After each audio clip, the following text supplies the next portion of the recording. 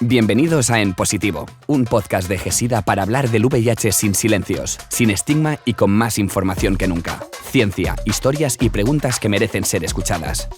Adelante, doctor. Muy buenas a todos los oyentes que estáis a distancia en vuestras casas, en vuestros trabajos, acudiendo en transporte público a donde sea que hayáis quedado. Gracias por conectaros.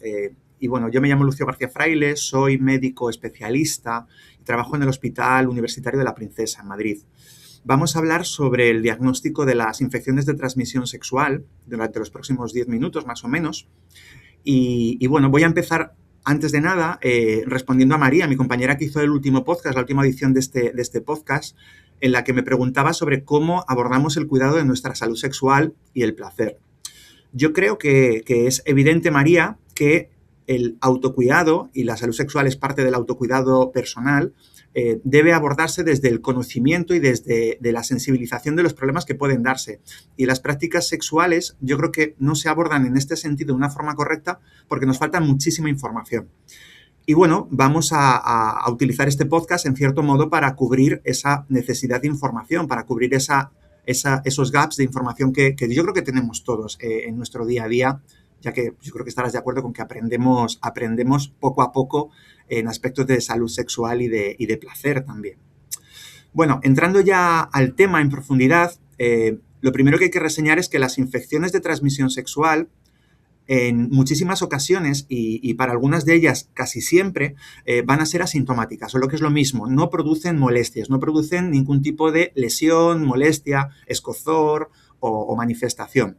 Y esto es importante tenerlo en cuenta porque cuando las infecciones no dan síntomas, tenemos que estar alerta de que podemos tener una en base a las prácticas que hemos llevado a cabo últimamente. O lo que es lo mismo, si hemos tenido diferentes prácticas sexuales con diferentes personas, tenemos que tener en la cabeza que podríamos haber adquirido una ITS y actuar en consecuencia. Y la forma de actuar en consecuencia sería plantear una estrategia de cribado o de realizarse pruebas de forma periódica cuando no tenemos síntomas. No caer en lo fácil que sería pensar, me encuentro bien y no necesito establecer ningún tipo de intervención, ningún tipo de medida, sino plantearnos, puedo tener por ejemplo, clamidia sin saberlo y me tengo que hacer pruebas. Es un poco como la salud dental, en la que no esperamos a que nos duela un diente para ir al dentista, a que nos vea si estamos acumulando sarros y tenemos caries. Pues aquí es lo mismo. Es importante por ello conocer también dónde podemos hacer estas pruebas, dónde podemos llevar a cabo estos cribados. Y esto va a depender de dónde vivamos. Va a haber ciudades grandes donde haya muchos recursos centrados en centros comunitarios, ONGs locales, esto es frecuente en Barcelona, Madrid, en Sevilla, Valencia, pero va a haber entornos menos urbanizados, menos cosmopolitas, donde vamos a necesitar recurrir a circuitos de atención primaria o donde vamos a necesitar acudir a las unidades hospitalarias. Y bueno, pues es un poco responsabilidad de cada uno el saber dónde tiene que ir para abordar estos problemas. La segunda pregunta que podríamos hacernos es ¿cada cuánto tenemos que hacernos las pruebas? Y esto es algo que es difícil de responder de entrada, porque hay gente que puede opinar que hacerse las pruebas con demasiada frecuencia es negativo, igual que no hacerse las pruebas nunca también es algo negativo. Pues bien, lo primero es entender que una persona que nunca se haya hecho pruebas de cribado de ITS, y aquí también incluiríamos el VIH y las hepatitis, ¿vale? Además de la sífilis, la gonorrea y la clamidia, pues debe hacerse una prueba en cualquier momento. No te voy a decir que corriendo tengas que ir al centro donde te encuentras tú seguido habitualmente, a hablar con tu médico, pero sí plantearse que si nunca te has hecho unas pruebas de ITS y has tenido prácticas sexuales, tienes que hacértelas pues cuando puedas, cuanto antes, ¿vale? Tenemos que alejarnos de la idea de que se nos va a juzgar por solicitar unas pruebas de ITS, tenemos que alejarnos de la idea de que quien se hace pruebas de ITS es una persona promiscua, es una persona, evitar prejuicios y poner etiquetas de que es una persona con determinados calificativos negativos. Las personas que se hacen pruebas de ITS son personas que se preocupan por su salud porque son conscientes de que puede haber adquirido algún tipo de problema. Pero eso sí, una vez que llevamos a cabo la primera vez estas pruebas, la siguiente pregunta es ¿cuándo me las repito? De nuevo, debemos ser nosotros, podemos pedir ayuda al sanitario, a la enfermera, al médico que nos vaya a atender, o al técnico en caso de que sea en una ONG.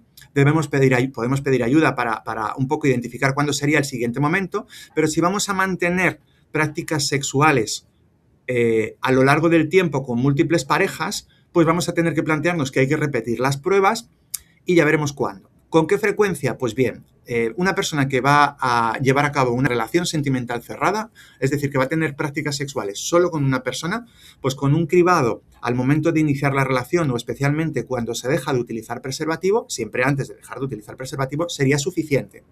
Pero si tenemos una situación en la que haya prácticas sexuales con diferentes parejas a lo largo del tiempo, pues podremos caer en una vez al año.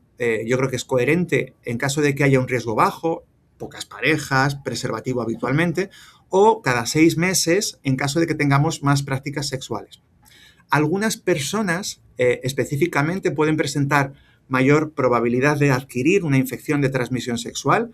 Esto viene a ser, por ejemplo, personas que pues tengan más de 10 parejas al mes, personas que no suelen utilizar preservativo cuando establezcan relaciones sexuales pues de forma anecdótica, no lo hagan casi nunca, o algunos grupos específicos que tienen muy con frecuencia estas prácticas, personas que consumen drogas para el sexo, pues ya no entraríamos en poblaciones de mayor riesgo, como pueden ser personas trabajadoras sexuales. Bueno, pues si entramos en estos grupos, podemos incluso llevar a cabo un cribado cada 4 meses en lugar de cada 6, 12 meses. Pero bueno, lo importante es que la mayor parte de las veces hay que entender que el problema no es el exceso de pruebas, sino la falta de pruebas, el infradiagnóstico. Y esto lo vemos, por ejemplo, en el VIH, donde la mitad o más de los diagnósticos que se han llevado a cabo en el año 2024, último año del que tenemos datos, se han diagnosticado, se han llevado a cabo en un momento tardío de la enfermedad y deberían haberse hecho antes. Bueno, habiendo dicho esto, podríamos seguir con el tema explicando cómo son las pruebas que hacemos para diagnosticar las ITS asintomáticas. Pues bien, estas técnicas a día de hoy van a ser habitualmente sencillas, indoloras o casi indoloras y habitualmente bastante económicas. Las ITS bacterianas que se producen en las superficies genitales o extragenitales, en las mucosas, en la vagina, en el pene, en el recto o en la garganta, se van a cribar habitualmente mediante la recogida de una muestra con una torunda o un hisopo, un bastoncillo cubierto con algodón, con el que se recogerá un exudado y se enviará al laboratorio para realizar una PCR. Esta técnica la puede realizar directamente la persona que se está realizando el cribado. No requiere que se lleve a cabo por parte de personal sanitario. En caso de que sea la uretra del pene, se podrá realizar un cribado con una muestra de orina, que también se hace mediante recogida propia. Para las ITS que se diagnostican con muestras de sangre, que vienen a ser la sífilis, el VIH y las hepatitis víricas, la recogida de sangre se suele hacer por parte de un personal sanitario mediante una extracción, lo conocemos como flebotomía, o en ocasiones en entornos extrasanitarios, como pueden ser centros comunitarios, o a veces en el propio domicilio del paciente se pueden hacer autotest mediante punción digital con una pequeña aguja o lanceta, similar a lo que hacen los diabéticos para obtener una muestra pequeña de sangre, una gota de sangre. Estas técnicas, pues yo creo que estáis de acuerdo conmigo en que son poco invasivas, poco dolorosas y que la mayor parte de las personas, quizás con excepción de las que utilizan agujas, pues las aceptan bastante bien.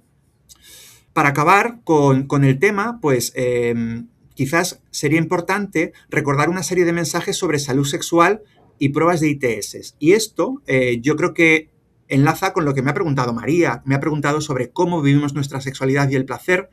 Y hay que entender que la salud sexual forma parte de la salud general y la salud forma parte de nuestra vida.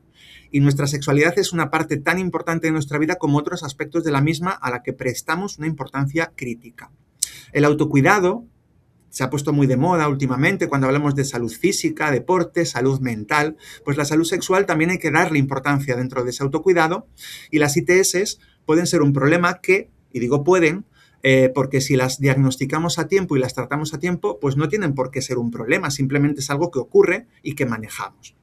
Tener una ITS no define a nadie, no es motivo de culpa, no tiene que hacernos sentir mal, simplemente es un problema que existe y que podemos resolver, y la detección precoz permite el tratamiento precoz evitando complicaciones. Esto es especialmente importante en algunas poblaciones que son más vulnerables para tener problemática, como pueden ser las personas jóvenes o las mujeres en edad fértil, donde se ha visto que el tratamiento tardío de las ITS, por ejemplo, la gonorrea, la clamidia, pueden llevar a problemas posteriormente ginecológicos, con lo cual es importante tener en cuenta el poder para cuidarnos que tiene el cribado de ITS.